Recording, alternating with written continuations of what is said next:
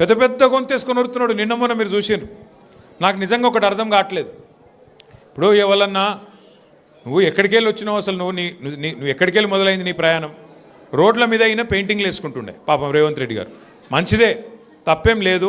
చిన్న స్థాయికి వెళ్ళి పెద్ద స్థాయికి ఎవరైనా రావాల జీవితంలో, తప్పు లేదు. కానీ మంచి పనులు చేసి రావాలి.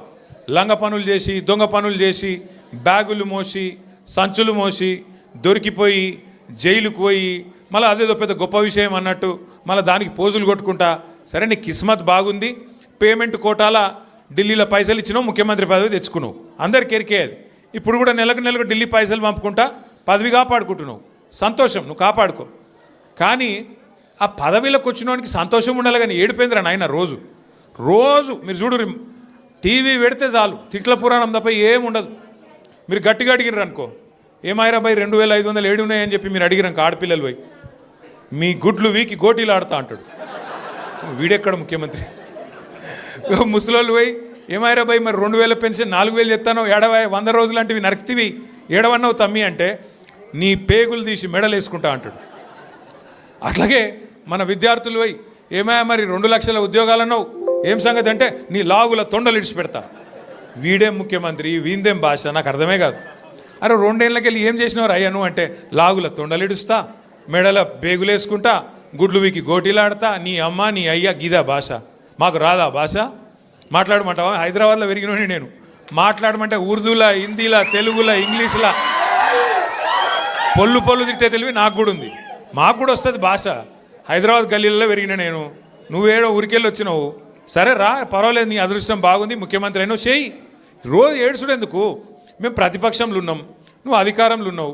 ఇక అంటారు చూడదు సామెత, కనకపు సింహాసనం మీద శునకం కూర్చోబెట్టినట్టు నిన్ను ఆడ కూర్చోబెట్టిన పాపానికి రోజు అరసుడే. రోజు అరిసి నిన్న మొన్న కొడంగల్లో చూసిన.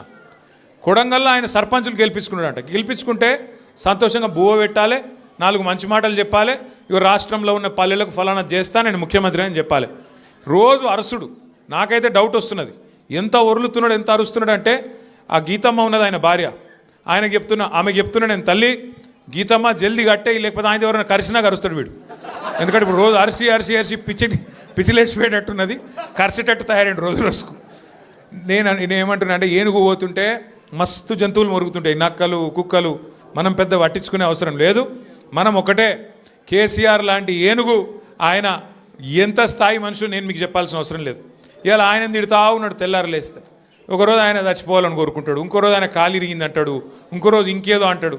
అరే అయ్యా, నువ్వు ముఖ్యమంత్రివి, చెయ్యి. నువ్వు శపథాలు చేస్తున్నావు కదా, కేసీఆర్ను మళ్ళీ లేకుండా చేస్తా, మళ్ళీ రాకుండా చేస్తా అంటున్నావు కదా. నిజంగా నీకు నిజంగానే నీకు సత్తా ఉంటే, నిజంగా నీకు అంత టాలెంట్ ఉంటే చెయ్యి శపథం. 1 కోటి మంది ఆడపిల్లలకు రేపటి నుంచే నెలకు 2,500 రూపాయలు ఇస్తాను, జనవరి 1 నుంచి శపథం చేయి, నేను చూస్తా. తులం బంగారం నేను జనవరి 1 నుంచి ఇస్తాను చెప్పు, శపథం చేయి. చెప్పు 4,000 పెన్షన్ సంక్రాంతికి వెళ్ళి ఇస్తా, 2 ఏళ్ళకి వెళ్ళి తప్పించుక తిరిగిన దొంగను నేను, కానీ ఇప్పుడు ఇస్తా సంక్రాంతికి వెళ్ళని చెప్పు దమ్ముంటే. గా శపథాలు చేయి. వీటితో ఏమవుతుంది? నీ ఉపన్యాసాలు, ఊకదంపుడు డైలాగులు ఏమొచ్చేది ఉన్నది వాటితోని? నోటి తీట తిరుగుతుంది తప్ప ఏం రాదు. మాకు రాదా తిట్టనికి? మాకు కూడా వస్తుంది, కానీ నీకు కాదు. నీ కుర్చీకి గౌరవం ఇచ్చి ఊకుంటున్నాం. కానీ ఒకటి మాత్రం నేను పక్కా చెప్తున్నా, దయచేసి మిమ్మల్ని అందరినీ కూడా కోరుతున్నా, మీరు మాత్రం హైదరాబాద్ జనాలకు మీకు పాదాభివందనం చేసినా, నేను ఏం చేసినా కూడా తక్కువనే నేను. ఎందుకంటే మామూలు విషయం కాదు.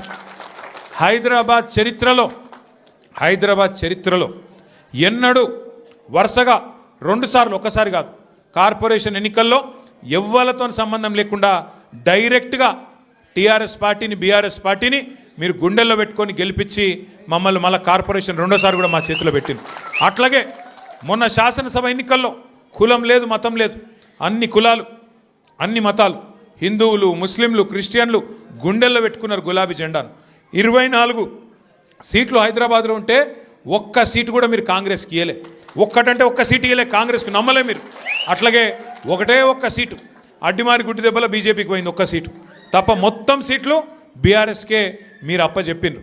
మీకు అందుకే పాదాభివందనం చేసినా తక్కువనే, మీరు చేసిన మరి మేలుకు. నేను మీకు ఒకటే మాట ఇస్తున్నా, శేర్లింగంపల్లి నియోజకవర్గంలో గత 10 సంవత్సరాల్లో కేసీఆర్ గారి నాయకత్వంలో 10,000 కోట్ల రూపాయలతో మనం అభివృద్ధి కార్యక్రమాలు చేసుకున్నాం. ఫ్లైఓవర్లు, అండర్ పాస్లు, మంచినీళ్ళు, సీసీ రోడ్లు, మోరీలు చేయగలిగితే మంచి చేసినాం. 1 లక్ష డబుల్ బెడ్రూమ్ ఇల్లు కట్టిన మొత్తం హైదరాబాద్ కలిపి అందులో శేర్లింగంపల్లికి కూడా ఒక 4,000 వచ్చినాయి. సరే పిండి కొద్ది రొట్టె ఇంకా కూడా చేయాలని ఉండే, ఈసారి చేద్దాం ఇంకా అన్న ఒక ఆరాటం ఉండే. కానీ ఇవాళ కాంగ్రెస్కి అధికారం వచ్చింది. ఊర్లలో ఉండే ప్రజలు వీళ్ళు చూపెట్టిన ఆశలకు మోసపోయి వాళ్ళకు ఓట్లేసిండ్రు. ఓట్లేసిన వాళ్ళే ఇవాళ బాధపడి సర్పంచ్ ఎన్నికలు వస్తే మళ్ళా మంచిగా కాంగ్రెస్కు బుద్ధి చెప్పి 40% దాకా సర్పంచులు మనోళ్ళని గెలిపించినారు. రేపు నిజంగా మార్పు అంటే ఒక ఇది మార్పుకు సంకేతం. నిజమైన మార్పు ఊర్లలో స్టార్ట్ అయింది. హైదరాబాద్లో కూడా చాలా అవుతుంది. ఎందుకంటే చూస్తున్నారు అందరూ నిజంగా వీళ్ళతో ఏమైనా అవుతుందా, ఏమైనా చేస్తారా అని. ఒక్కసారి మీరు ఆలోచన చేయండి. ఎట్లున్నది ప్రభుత్వం ఇవాళ. రెవెన్యూ మంత్రి కొడుకేమో గుండగాళ్ళని వేసుకపోయి ఇవాళ భూముల మీద పడ్డాడు, భూములలో పడి కబ్జాలు చేస్తున్నాడు. ఆయన మీద పాపం ఒక ఆయన ఎస్ఐ గారు, ఎస్ఐఓ సిఐఓ, ఆయన ఇన్స్పెక్టర్, ఆయన హబీబుల్లా ఖాన్, ఆయన పేరు హబీబుల్లా ఖాన్ అని చెప్పి నిజాయితీ గల పోలీస్ ఆఫీసరు రెవెన్యూ మంత్రి కొడుకు దౌర్జన్యం చేస్తుంటే, భూముల కబ్జా చేస్తుంటే ఆయన మీద కేసు పెట్టిండు. కేసు పెడితే ఇప్పుడు ఆ పోలీస్ ఆయన తీసుకుపోయి ఎక్కడో లూప్ లైన్లో వారేసిండ్రు. హబీబుల్లా ఖాన్కు ఇవాళ నిజాయితీగా పనిచేసినందుకు నజరానా ఇచ్చిండ్రు. ఏం నజరానా ఇచ్చిండ్రు? తీసుకుపోయి ట్రాన్స్ఫర్ చేసి ఎక్కడో ఊరవతల వారేసినారు. అట్లే ఇంకో మంత్రి బిడ్డ చెప్తున్నది, తుపాకీ పెట్టినట పారిశ్రామికవేత్తలకు తలకు. ముఖ్యమంత్రి గారి ఇంటెన్క గెస్ట్ హౌస్లో తుపాకీ తలకు పెట్టి పైసలు వసూలు చేస్తున్నారు. ఇక ఇట్లా తయారైంది. ఇక మీ ఎమ్మెల్యే ఉన్నాడు, పేరేమో గాంధీ, చేసే పనులన్నీ గాడిసే పనులు, ఒక్కటి సక్కడి పని లేదు. 11 ఎకరాలు కబ్జా పెట్టిండు కుత్బుల్లాపూర్లో. 11 ఎకరాలు కబ్జా పెట్టిండు. మొన్న మనోళ్ళందరూ పోయినరు కబ్జా పెట్టి. ఇప్పుడు ఆ కబ్జా పెట్టిన భూమి కోసం మీరు గెలిపిస్తే బీఆర్ఎస్ పార్టీలా అందులో పోయి చొరవడ్డాడు. ఎంత గలీజ్ అంటే పరిస్థితి. వీళ్ళ పరిస్థితి ఎట్లా తయారైందంటే ఎమ్మెల్యేలది మన పార్టీలోకి వెళ్ళిపోయి ఆ పార్టీలో చేరినోళ్ళది. ఇవాళ వాళ్ళు ఏ పార్టీ చెప్పుకోలేని పరిస్థితులు ఉన్నారు. ఏమాయిరాబాయ్ నువ్వు కాంగ్రెస్ పార్టీ బీఆర్ఎస్ పార్టీ అంటే ఎమ్మెల్యేలు స్పీకర్ గారికేమో మేము బీఆర్ఎస్ పార్టీ అని ఉత్తరం రాస్తున్నారు, బయటనేమో కాంగ్రెస్ కండువాలు వేసుకొని తిరుగుతున్నారు. ఇక స్పీకర్ గారేమో కళ్ళుండి చూడలేని ధృతరాష్ట్రుడు అయిపోయింది పాపం. ఆయన కనబడతలేదంట. గాంధీ కాంగ్రెస్లో తిరిగేది మీ అందరికీ తెలుసు గల్లీలలో, అని స్పీకర్కు తెలుస్తలేదంట. గాంధీ మంచోడు, చాలా మంచోడు, ఆయన బీఆర్ఎస్ పార్టీలోనే ఉన్నాను అన్నాడు. మరి బీఆర్ఎస్ పార్టీలు ఉంటే ఇలా బీఆర్ఎస్ పార్టీలో అనిల్ రెడ్డి చేరుతుంటే మరి గాంధీ ఏడి ఉండాలి కదా. ఇక్కడ లోకల్ ఎమ్మెల్యే అంటాడు. నిజంగా మన పార్టీలు ఉంటే ఇక్కడ ఉండాలి కదా. ఎట్లుందంటే ఇలా పరిస్థితి. ఇప్పుడు మనుషులలో 2 రకాలు ఉంటారు, అయితే లేడీస్ ఆడోళ్ళు లేదా మొగోళ్ళు. మరి ఇప్పుడు మీ ఎమ్మెల్యే ఆడనా మొగనా మాకైతే అర్థమవుతలేదు. ఏమిటిది ఆయన? ఏ పార్టీ? కాంగ్రెసా బీఆర్ఎసా? చెప్పుకొని గంత భయమైంది. ఏమవుతుంది? ఎక్కువ పదవి పోతే ఎలక్షన్ కోదాంపా. మరి నువ్వు ఇంతపాటు సిపాయి అయితే నీ ఇచ్చా నువ్వే నీ సొంత ఫేస్ వాల్యూ మీద గెలిచుంటే రా శేర్లింగంపల్లికి రా చూసుకుందాం. మళ్ళా వచ్చి రాజీనామా పెట్టి నిలబడు, ఎలక్షన్లో తెలుస్తుంది శేర్లింగంపల్లి జనం కేసీఆర్ దిక్కున్నారా నీ దిక్కున్నారని చెప్తాంపా. ఈ చేతగానోళ్ళు 10 మంది సిగ్గులేనోళ్ళు మీరు గెలిపిస్తే అందులో పోయి జొర్రిను. పోనీ సొరితే అందులో జొరినామని చెప్పొచ్చు కదా. భయం అవుతుంది. ఎందుకంటే చెప్తే పదవి పోతుంది. సిగ్గు లేకుండా మరి ఆ పదవి విడిచిపెట్టకుండా ఇవాళ దిక్కుమాలిన రాజకీయం చేసి ఆఖరికి ఫంక్షన్ హాల్ కిరాయికి తీసుకొని అక్కడికి వస్తాం ఆల్విన్ కాలనీ కంటే నీకెందుకు భయం అవుతుంది? ప్రజాస్వామ్యంలో ఎవరు చెప్పేది వాళ్ళు చెప్తారు, ఆఖరికి ప్రజలు నిర్ణయం తీసుకుంటారు ఎవరు కరెక్టు ఎవరు తప్పు అని. అందుకే నేను మిమ్మల్ని కోరేది, మీ తమ్ముడు అనిల్ రెడ్డి, సతీష్ రావు ఆల్విన్ కాలనీలో బ్రహ్మాండంగా కలిసి పనిచేయాలని చెప్పి నేను కోరుతున్నా. రేపు 24 డివిజన్లు అయినాయి శేర్లింగంపల్లిలో. 24 డివిజన్లు, 24కి 24 ఒక్కటి పళ్ళు పోకుండా గెలిపించే బాధ్యత మీరు తీసుకోండి. కరెక్ట్ మనుషులకు టికెట్ ఇచ్చే బాధ్యత పార్టీగా మేము తీసుకుంటాం. జిల్లా ప్రెసిడెంట్ గారిని, కుకట్పల్లి ఎమ్మెల్యే గారిని నేను కోరుతున్నా, దయచేసి శేర్లింగంపల్లి నియోజకవర్గంలో ఎమ్మెల్యే లేడు అనే ఇబ్బంది లేకుండా సమన్వయం చేయాలని చెప్పి నేను కోరుతా ఉన్నా. దయచేసి మీరు రాబోయే రోజుల్లో కూడా ఇదే ఐకమత్యాన్ని ప్రదర్శించి చక్కగా ముందుకు పోదాం. ఇప్పుడు అసెంబ్లీ సమావేశాలు వస్తున్నాయి 4 రోజులల్లో. తప్పకుండా శేర్లింగంపల్లికి సంబంధించిన సమస్యలు ఏమైనా ఉంటే మీరు మాకు చెప్పండి. మేము అసెంబ్లీలో కూడా మాట్లాడతాం, శాసన మండలిలో కూడా మాట్లాడతాం. ప్రభుత్వంతో కొట్లాడైనా సరే పని చేయిద్దాం. అట్లాగే రేపు కార్పొరేటర్ ఎలక్షన్లు వచ్చినాక కార్పొరేటర్లు మనోళ్ళే గెలిపించుకుంటే ఎమ్మెల్యే ఏం చేస్తాడు? ఏమవుతుంది ఆయనతో? కార్పొరేషన్ పైసలు చచ్చుకుంటే కార్పొరేటర్ల ద్వారా ఖర్చు పెట్టాల్సి వస్తుంది. ఎమ్మెల్యే దొంగల్లా కలిసిపోయినా మనం మాత్రం గట్టిగా నిలబడదాం, గట్టిగా కొట్లాడదాం, కలిసి మెలిసి ముందుకు నడుద్దాం. ఇంకా ఈ తెలివితేటలకు కాంగ్రెస్ వాళ్ళు అంటున్నారు, కేసీఆర్ నువ్వు బయటికి రా అన్నారు మొదలు. ఇది కేసీఆర్ గారు పాపం ఆయన పార్టీకి ఆయన పొలం కాడ పని చేసుకుంటుంటే నువ్వు రా బయటికి అన్నారు. మొన్న వచ్చిండు. వచ్చి ఏం చేసిండు పాపం సారు, ఒక ప్రెస్ మీట్ పెట్టిపోయిండు, మీటింగ్ పెట్టి ప్రెస్కు మాట్లాడిపోయిండు. దానికే ముఖ్యమంత్రికి ముచ్చెమటలు పట్టినాయి, చలి జ్వరం వచ్చింది, దెబ్బకు మరిగా ఇష్టం వచ్చినట్టు ఒర్రుతున్నాడు. ఇప్పుడేమంటున్నాడు, నువ్వు అసెంబ్లీకి రా అంటున్నాడు. బయటికి వస్తే గీడికి వస్తేనే తట్టుకోలేకపోయినావు నువ్వు, అసెంబ్లీకి వస్తే ఆయన గుండాకి సస్తావు, గుండాకి పోతాడు. ముందే ముందే ఇంతున్నాడు, ఆయనతో గుండాకి డామ్మంటాడు. ఇప్పుడు ఇవాళ రేపు ఎట్లయిపోయిందంటే నిజంగా బాధ అనిపిస్తుంది. నాకు తిట్టాలని లేదు, కానీ బాధ అనిపిస్తుంది. ఇప్పుడు మా లీడరు అన్నది పక్కకు పెట్టు, తెలంగాణ తెచ్చిన నాయకుడు అన్నది పక్కకు పెట్టు, 2 సార్లు ప్రజలు గెలిపించిన ముఖ్యమంత్రి అనేది కూడా పక్కకు పెట్టు. మా నాయన కదా, మా నాయన తిడితే కొడుకుకు రేషం రాదా? ఇక్కడ దాకుంది కోపం, ఇక్కడ దాకుంది. దొరికితే ఎడమకాలు చెప్పు తీసుకొట్టాలని ఉంది. కానీ ఏం చేయాలి, ప్రజాస్వామ్యం. ఎక్కతక్క మాట్లాడితే మళ్ళీ ఏమంటారు, అగో వీనికి బాగా ఇంకా వీనికి అహంకారం ఉంది రాబోయ్ అంటారు.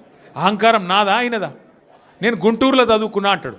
అరే నేను గుంటూరులో చదువుకుంటే నీకేం వచ్చింది రాబోయ్, నాకు అర్థం కాదు. అప్పుడు ఆంధ్రప్రదేశ్ కలిసి ఉండే, నేను గుంటూరులో చదువుకున్నా, మళ్ళీ హైదరాబాద్లో చదువుకున్నా, పూనాలో చదువుకున్నా, అమెరికాలో చదువుకున్నా, నేను ప్రపంచం అంతా చదువుకున్నా. నీ లెక్క చదువు సందే లేకుండా తిరగలేదు. మీ అమ్మాయినికి చక్కగా తొవ్వ చూపెట్టలేదు. నేనేం చేయాలి దానికి? నీ ఏడిపోయింది నా మీద. అవో వీనికి ఇంగ్లీష్ వస్తుంది అంటాడు. అరే నాకు వస్తే నీకేం నొప్పిరా నాయన, నేర్చుకో. నేను హిందీ నేర్చుకున్నా, ఉర్దూ నేర్చుకున్నా, రేపు అవసరమైతే గోర్మాటి భాష నేర్చుకుంటా. నువ్వు నేర్చుకో. నేను ఎవడ నాపిండా, నిన్న వద్దన్నాడు ఎవడన్నా, నువ్వు కూడా నేర్చుకో. దానికి కూడా ఏడిపోయి నా మీద. నేనేం చేసిన? ఇంకొక అంటే నాకు ఎక్కడ గమ్మత్ అనిపిస్తుంది అంటే, నేను ఆంధ్రాకి పోయి ఇంటర్మీడియట్ చదువుకుంటే తప్పట, కానీ ఆయన ఆంధ్రాకి వెళ్ళి అల్లుడిని మాత్రం తెచ్చుకోవచ్చట. ఈ అమ్మ ఇది ఎక్కడ కథ రాబోయ్. అందుకే ఇక ఆయన పేరు ఏం పెట్టినట్టుగా నేను ఇట్లా లాభం లేదని చెప్పి మనోని పేరుగా అల్లుడు భీమవరం కదా, అందుకే ఈయన చిట్టినాయుడు పేరు కూడా భీమవరం బుల్లోడు అని పెడితే అయిపోతుంది. ఓకే లొలి భీమవరం బుల్లోడు మనకు నీతులు చెప్తున్నాడు. అరే ఆంధ్ర అంటే మరి ఆంధ్ర వాళ్ళ ఓట్లు కావాలి, ఆంధ్ర వాళ్ళ చుట్టూ తిరగాలి, కానీ మళ్ళీ ఆంధ్రాని మాత్రం నేను పోయి చదువుకుంటే నీకు నచ్చినది, నీకేం బాధ అవుతుంది? నాకు అర్థం కాదు. ఇంకొక మాట నాకు అర్థమే కాదు. ఇప్పుడు ఇక్కడ ఉన్నారు మీరు, ఇంతమంది ఉన్నారు, చాలామంది పిల్లలు మన హైదరాబాద్కి వెళ్ళి, మన తెలుగు రాష్ట్రాలకి వెళ్ళి చాలామంది చదువు కోసమో ఉద్యోగం కోసమో వేరే దేశాలకు పోతారు. అమెరికా పోతారు, లండన్ పోతారు, ఆస్ట్రేలియా పోతారు, ఇంకొక ఆడికి పోతారు.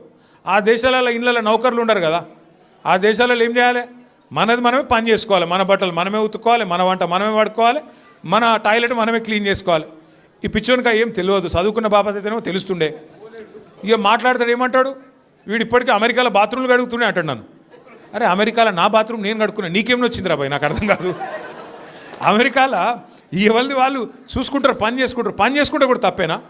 ఎవరి ఇళ్ళలో వాళ్ళు బాసాన్లు తోముకుంటే తప్ప, ఎవరి ఇళ్ళలో వాళ్ళు బట్టలు ఉతుకుంటే తప్ప అంటే, మరి మా ఆడపిల్లలు మీరందరూ ఉన్నారు, ఇంటి పని అంతా మీరే చేస్తారు, మరి ఇంటి పని మొత్తం మీరు చేస్తారు తప్ప అది? అట్లా మేము కూడా చదువుకున్నప్పుడు అమెరికాలో ఇంట్లో ఎవడుంటాడు మరి? ఎవరి పనాలు చేసుకోవాలి, ఎవరి గిన్నెలాలు దోముకోవాలి, ఎవరి బట్టలాలు ఉతుక్కోవాలి, ఎవరి టాయిలెట్లు క్లీన్ చేసుకోవాలి, తప్పేమున్నది అలా? దాన్ని పట్టుకొని టాయిలెట్లు క్లీన్ చేసేటోడు నీ లెక్క సంచులు మోయలే, నీ లెక్క దొంగ పనులు అయితే నేను చేయలే. ఇంకొక మాట ఏమంటాడు, నేనట మా అయ్య పేరు చెప్పుకొని బతుకుతున్నా అంట. అవు మా అయ్య గొప్పోడు, మా అయ్య తెలంగాణ తెచ్చిన మొగోడు మొనగాడు, బరాబర్ చెప్పుకుంటా, తప్పేమున్నది? మా అయ్య పేరు నేను కాకపోతే ఎవడు చెప్పుకుంటాడు, నాకు అర్థం కాదు. మా అయ్య మొగోడు మొనగాడు తెలంగాణ తెచ్చినోడు, బరాబర్ చెప్తా. మరి నేనేమంటున్నా, నువ్వు సకటి పనులు చేస్తే నీ పిల్లలు కూడా నీ పేరు చెప్పుకుంటారు. నువ్వు లుచ్చ పనులు చేసినావు అనుకో, నీ మన్మడు కూడా నీ పేరు చెప్పుడే గాలంగా మన్మని అని చెప్పుకోడు. మంచి పనులు చేయి, నీ పేరు కూడా చెప్పుకుంటారు. నీలాగా దొంగలకు సద్దులు కట్టుడు, బ్యాగులు మోసుడు, వాళ్ళ సంకల్ నాకుడు, ఢిల్లీకి పేమెంట్ కోటాలో పైసలు చంచుడు, గవి మాతో కావు. కొట్లాడతాం, మొగాళ్ళలాగా కొట్లాడతాం, మునగాళ్ళలాగానే బతుకుతాం, తెలంగాణ పౌరుషంతో బతుకుతాం. నీలాగా బతుకం, ఢిల్లీకి గులాములక్క మాత్రం బతుకం. ఢిల్లీకి సంచులు మోసుకుంటా, ఢిల్లీలో పోయి బీజేపీలతో రాసుకొని పోసుకొని తిరుక్కుంటా, జడ్జీల కాళ్ళు పట్టుకుంటా, అయ్యో నన్ను కేసుల లోపల నుక్కకుర్రి అని చెప్పి డైవులు కొట్టుకుంటా, గా బతుకు అవసరం లేదు. బతికిన నాళ్ళు దర్జాగా బతుకుతాం, చచ్చినప్పుడు కూడా రాయలుగా చచ్చిపోతాం. అంతేగాని ఇట్లా చిల్లర పనులు చేయం. మీకు దయచేసి నేను ఒకటే కోరుతున్నా, ఆయన మళ్ళా అంటుండు కేసీఆర్ నట ముఖ్యమంత్రి కానియాడంట. నేను కూడా మీ అందరికి ఒకటే చెప్తున్నా, మీ అందరి దయ ఉంటే, మీ అందరి ఆశీర్వాదం ఉంటే ఖచ్చితంగా కేసీఆర్ సంగతి ఇడిచిపెట్టు, నిన్ను కొడంగల్లో కూడా మళ్ళీ గెలవనీయకుండా చేసే బాధ్యత మాది. నిన్ను కొడంగల్లో మళ్ళీ గెలవనీయకుండా మళ్ళీ అసెంబ్లీకి రానియకుండా చేసే బాధ్యత పార్టీగా మేమందరం, ప్రజలుగా మేమందరం తీసుకుంటాం. నువ్వు మాట్లాడే మాటలు, చేసే రోత పనులు, వాటికి ఇలా ప్రజలు అసహించుకుంటున్నారు. నోట్లో ఉంచుతున్నారు. ఏం మాటలే అవి, ముఖ్యమంత్రి టీవీ పెడితే పిల్లలు ఖరాబ్ అయ్యేటట్టున్నారు నీ భాష ఇంటే అని చెప్పి మొత్తం టీవీలు బంద్ చేస్తున్నారు. గసంటి పరిస్థితి వచ్చింది. ఏం అడిగిండు కేసీఆర్ గారు మొన్న? ఏమయ్యా పాలమూరు ప్రాజెక్ట్ని ఎందుకు పండబెట్టినావని అడిగిండు. ఏమైందయ్యా 8 నెలలు అయింది, డీటెయిల్డ్ ప్రాజెక్ట్ రిపోర్ట్ కేంద్ర ప్రభుత్వం నరేంద్ర మోడీ వెనుకకు పంపిండు, నీకు సిగ్గులేదా ముఖ్యమంత్రి? అది వెంటనే మళ్ళా పంపి 90% పనులు పూర్తయిన ప్రాజెక్టు ఇంకొక 10 పైసలు పెడితే అయిపోతుంది చేసి మరి ఆ పాలమూరుకు నీళ్ళు ఇయ్యన్నాడు. తప్ప కేసీఆర్ గారు అన్నది? దానికి సమాధానం చెప్పే తెలివి లేదు, పిచ్చి మొరుగుడు మొరుగుతూ ఉన్నాడు. అట్లాగే కేసీఆర్ గారు ఏమన్నారు? కృష్ణా జలాల్లో అన్యాయం చేస్తున్నాడు నరేంద్ర మోడీ, భారతీయ జనతా పార్టీ ఖచ్చితంగా వాళ్ళని ఎదుర్కోవాలా, కొట్లాడాలా ఢిల్లీలో, ఏం చేస్తున్నారు నీ ఎంపీలు అని అడిగిండు. బీజేపీ ఎంపీలను అన్నాడు, కాంగ్రెస్ ఎంపీలను అడిగిండు. దాంతో ఇలా వాళ్ళకి సమాధానం లేక, సమాధానం చెప్పే తెలివి లేక ఇలా నోటికి వచ్చినట్టు మాట్లాడుతున్నారు. ఇంకొక మాట ఏమన్నాడు కేసీఆర్ గారు? ప్రజలను నువ్వు మోసం చేసినావు, 6 గ్యారంటీలు అన్నావు, నెలకు 4,000 పెన్షన్ అన్నావు, తులం బంగారం అన్నావు, ఆడపిల్లలకు నెలకు 2,500 ఇస్తా అన్నావు, అన్ని 100 రోజుల్లో ఇస్తా అన్నావు, ఎప్పుడు ఇస్తావు? 2 ఏళ్ళు అయింది కదా అన్నాడు. తప్ప కేసీఆర్ గారు ప్రధాన ప్రతిపక్ష నాయకుడిగా ప్రజల తరపున ప్రశ్నించుడు తప్ప? ఇవన్నీ అడిగితే ఆయనకు బూతులు వస్తున్నాయి, కోపం వస్తున్నది. ఆయన రియల్ ఎస్టేట్ వ్యాపారానికి, ఆయన భూముల కుంభకోణానికి, ఫ్యూచర్ సిటీ పేరు మీద చేస్తున్న డ్రామాకు కేసీఆర్ గారు బలమైన వాదనతోని ప్రజలను మళ్ళొక్కసారి లేపి బయటికి తీసుకొస్తే ఆగమైతుంది బతుకని చెప్పి ఇష్టం వచ్చిన తిట్లు తిడుతున్నావు. మనం పట్టించుకునే అవసరం లేదు. మనం స్పష్టంగా ఒకటే పని చేసుకుంటూ పోదాం. ఎన్నిక ఏదైనా రేపు కార్పొరేషన్ ఎన్నిక వస్తుంది. హైదరాబాద్ను 3 ముక్కలు చేస్తారట. హైదరాబాద్ కార్పొరేషన్ 3 ముక్కలు చేస్తారట. చేసి 3 కార్పొరేషన్లు చేస్తారట. ఎన్ని కార్పొరేషన్లు చేసినా ప్రజలైతే గాలే కదా, ఓట్లు వేసేది మీరే కదా. మీకు అందరికీ ఎవరు మంచో ఎవరు చెడో మీకు తెలుసు. అందుకే 24 డివిజన్లు అవుతున్నాయి శేర్లింగంపల్లి నియోజకవర్గంలో. అది ఏ కార్పొరేషన్లకు పోయినా గెలిపించే బాధ్యత మీరు తీసుకోండి. గట్టిగా కష్టపడదాం. ఈ ఒక్క సంవత్సరం 2026 ఒక్కటి గట్టిగా కష్టపడితే ఇక 27లో దాదాపుగా ఎలక్షన్ వాతావరణం రాని వస్తుంది. 3 ఏళ్ళు పూర్తయిపోయినాయి అంటే ఎలక్షన్ వాతావరణం, అసెంబ్లీ ఎలక్షన్ వస్తుంది. మళ్ళీ తిరిగి కేసీఆర్ సార్ను మళ్ళీ తిరిగి తెలంగాణ రాష్ట్రానికి ముఖ్యమంత్రిగా చేసుకునే టైము తొందరలో వస్తుంది. కాబట్టి దయచేసి ఇంతకంటే ఎక్కువ నేను చెప్పను. మీరు చాలా దూరం నుంచి కష్టపడి నేనే అక్కడికి రావాల్సి ఉండే, फिर भी आप इतना दूर आए, हमारे बहनों से भी मैं शुक्रिया अदा करना चाहता हूँ. आप इतने दूर आए, आप इतने लोग आए और छोटे छोटे बच्चों को भी साथ लेके आए. मैं आपका तहे दिल से शुक्रिया अदा करता हूँ, आपका शुक्रगुजार हूँ. और మా ఆడబిడ్డలందరూ కూడా మరి అంత దూరంకి నుంచి వచ్చినందుకు థ్యాంక్ యూ. మళ్ళొక్కసారి మీకు నేను చేసే విజ్ఞప్తి, ఎన్నిక ఏదైనా గుర్తు కారు సారు, ఈ రెండు మళ్ళొక పూట ఎప్పుడో ఒక రోజు మళ్ళీ రమ్మంటుండే ఆల్విన్ కాలనీకి. ఈసారి చెప్పి పర్మిషన్ తీసుకొని కాదు, ఉత్తగానే వస్తా. అప్పుడు అందరం కలుసుకుందాం. జై తెలంగాణ.